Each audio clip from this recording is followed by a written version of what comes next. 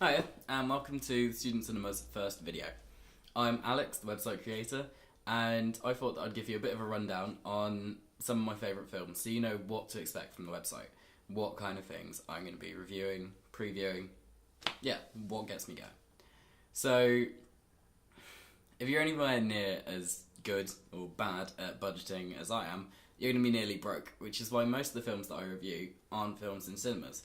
They're the kind of films that you'll find on Netflix or you'll find for cheap rental somewhere or cheap buying, like an exchange store. They're cheap films doesn't mean they're bad by any means. Sometimes it does. Sometimes that makes for a better night in with the flatmates. Alright, so here we go. Film number one. Okay, so my film number one is Les Miserables. I'm going to refer to it as Les Mis for the rest of this because that's so much easier to say on my behalf. As you probably know, it's adapted from the show, which is, to be honest, pretty hefty. It's ridiculously long, can get a bit confusing, it's entirely done through song, hard to follow the plot. That's something which I think the film has tackled pretty well, with the fact that you're not just looking at a stage full of chorus and one guy singing all the time, you're actually getting some scenery, some backdrop, as you can see from any of the trailers and things like that. You're getting an actual idea of where you are, who these people actually are, and obviously it's a bit easier to do the costume changes and things.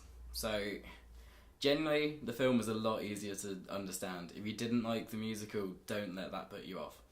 If you don't know anything about Les Mis, it's about a French Revolution, and it focuses around Jean Valjean, who is a prisoner who comes out and breaks his parole. He's chased the entire time by his prison warden called Javert. Personally, my favourite character. In this, he's played by Russell Crowe, and Jean Valjean is played by Hugh Jackman, so Wolverine. And Jean Valjean goes on to become the mayor of a town, and Javert eventually tracks him down there. The entire thing is a mishmash of different people's lives coming together and how the revolution brings all these people together in their different ways. Personally, I find the film amazing. I love it to bits, and I love most of the songs in there. I have to say, it is still pretty long, so if you're going to take a massive drink in there, I would advise trying to kind of time your toilet break. If you're me, choose your least favourite song if you know what you're going in for, and just kind of shuffle out when Bring Him Home comes on. I wouldn't say that's the best song, so go for it then. Not all of my films are as theatre-y as Les Mis, so stay tuned for film number two. Completely going against what I just said, my film number two is Woman in Black. Again, play of it, seen it, and I have actually written a review of Woman in Black, which is up on the website if you want to check that out. But it still stands to be in this video. It is now one of my favourite horror films. Like I say in the review, my normal genre of horror is humanoids from the deep. You can tell by the title it's going to be bad. I prefer the kind of horror that you sit there and have a laugh at. You laugh every time you see the reflection of the camera in a window, and when you can see the seams of some guy's suit. It's fine to laugh at a horror film, but this is an actual horror, which, to be honest, freaked me a little bit, not gonna lie.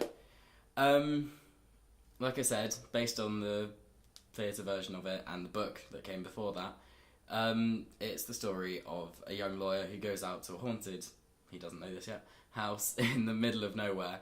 The entire village is quite hostile towards him and he has no idea why at the start, but he soon finds out that the house is haunted by the woman in black, who basically, if you see her, you have a tendency to make children around you die spontaneously and horrifically. Film itself has Daniel Radcliffe in the main role, which I would say he did a superb job in that. And to be honest, like I said, it's the first horror film in a while which actually scared me a little bit more than I'd like to admit. Probably. Ish, yeah. Anyway, it's a good film if you actually really want to sit down and watch something and get scared. I found it scary. Can't speak for everyone, but yeah, it's a good film. Okay, I'm finally moving away from the theatre. Next film is still nerdy deep down, but give it a try. It's one of my favourite films of all time. It is X-Men First Class. To be honest, you have to take it away from the rest of the X-Men films. It's got none of the same actors in it. Just put them to one side for a little bit. It focuses on, right at the start of the entire X-Men series, how Professor Xavier and Magneto come to realise their powers and start gathering the mutants together.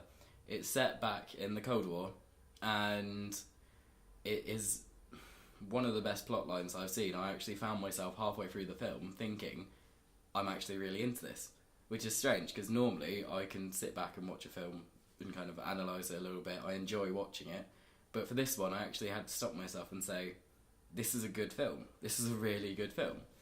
It's got James McAvoy, or McAvoy, whichever way you want to say it, and Michael Fassbender.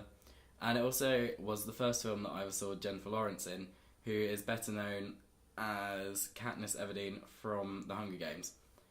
I found her in this to actually be a brilliant actor, and that made me go on to watch The Hunger Games, which I'll admit was a good film. Which I find weird to say. I don't usually like book adaptations. Anyway, the film is high-octane action, really good, and all of it blends in really well to the actual comics rather than the later series of X-Men.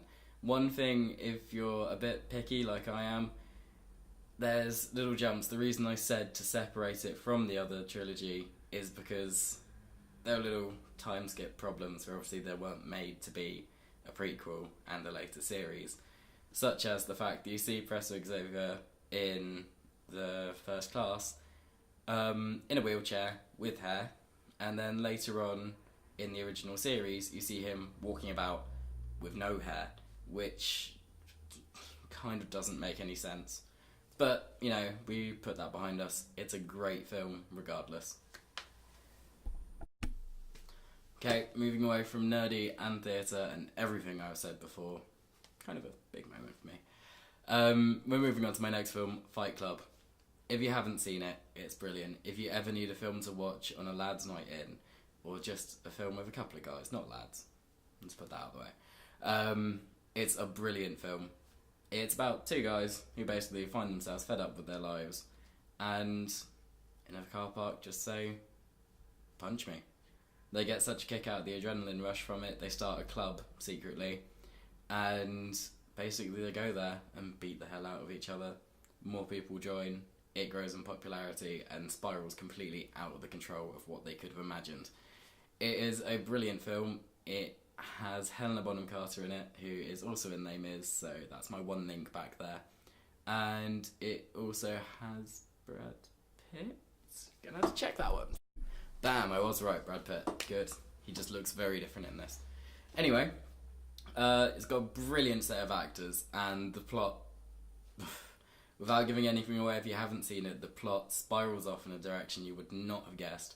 And not only is it good for just action, keeping you interested, and like I said, it's a great film to watch with the guys, it's got one of the biggest and best plot twists I've ever seen in a film.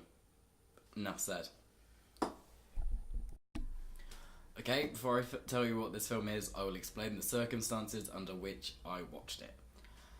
Everyone else went out, left me, one other flatmate, Becca, sat on the sofa, absolutely nothing to do. We scrolled through Netflix thinking, we'll watch a film, it will be good, we'll have a good evening anyway.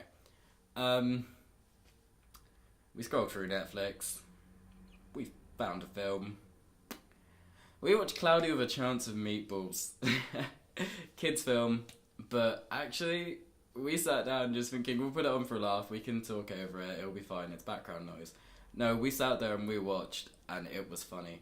I will admit, for a kids film, it was funny.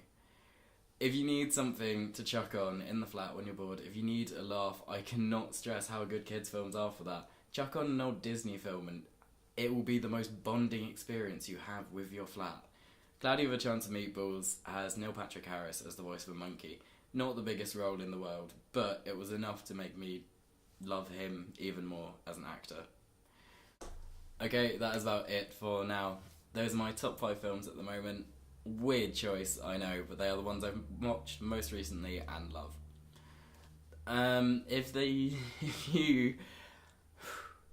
you think there are any films that I should watch, then there is a contact form on the site which you can drop me a message and give me a shout. I'm welcome to anything, really, if you can't guess from that pic. Anyway, I hope you've enjoyed listening to this as much as I've enjoyed recording the multiple takes it's taken me. And thanks for watching Student Cinema's first video. Cheers for now.